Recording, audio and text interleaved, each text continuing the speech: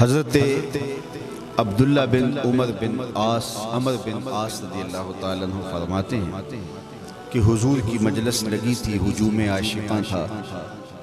تو آقا کریم نے اچانک فرمایا جنتی دیکھنے کا شوق ہو تو دروازے پہ دیکھو، جو پہلا شخص تمہیں مسجد میں داخل ہوتا دکھائی دے وہ جنتی ہوگا۔ تھوڑی دیر کے بعد ایک بزرگ تشریف لائے، بائیں ہاتھ میں انہوں نے اپنا جوتا پکڑا تھا اور آثار وضو ان کے چہرے پہ نمایاں تھے۔ بیٹھ گئے، مجلس ختم ہوئی، دوسرا دن آیا تو حضور نے پھر ارشاد کیا جنتی دیکھنے کا شوق ہو تو دروازے پہ دیکھو، جو پہلا شخص مسجد میں داخل ہوگا وہ جنتی ہوگا۔ تو کہتے ہیں کہ ہم انتظار کرنے لگے کہ دیکھیے آج کون خوش نصیب آتا ہے،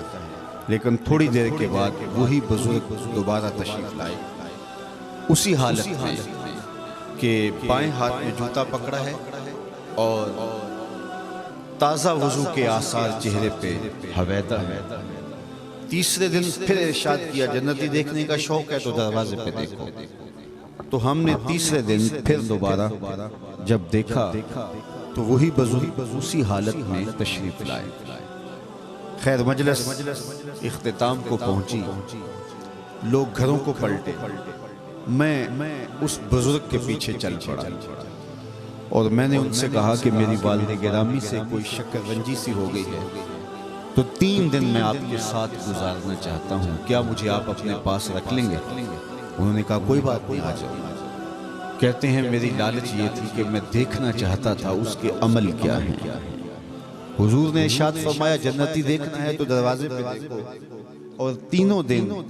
یہ بزرگ ہی تشریف لاتے رہے، تو میں دیکھوں تو صحیح ان کے کون سے عمل ہیں کہ یہ جنت کی راہوں کے مسافر بنے۔ خیر وہ مجھے اپنے ساتھ گھر لے گئے، وقت گزرا، شام پڑی، انہوں نے میرے لیے بستر بچھا دیا اور خود بھی ایک جانب لیٹ گئے۔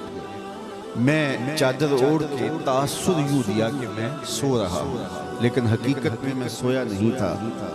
میں اس طاق میں تھا کہ دیکھوں کہ یہ عمل کون سے کرتے ہیں، یہ نوافل کیسے پڑھتے ہیں۔ لیکن ساری رات گزر گئی،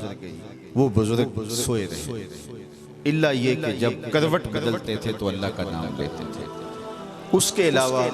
وہ ساری رات سو کے بسر کر دیتے ہیں۔ خیر صبح ہوئی، فجر کی نماز ادا ہوئی، ناشتہ کیا، باغ میں چلے گئے، دن گزرا، نمازیں پڑھی، شام ہوئی تو پھر دوبارہ انہوں نے مجھے بستر بچھا دیا اور خود بھی لیٹ گئے۔ میں پھر طاق میں تھا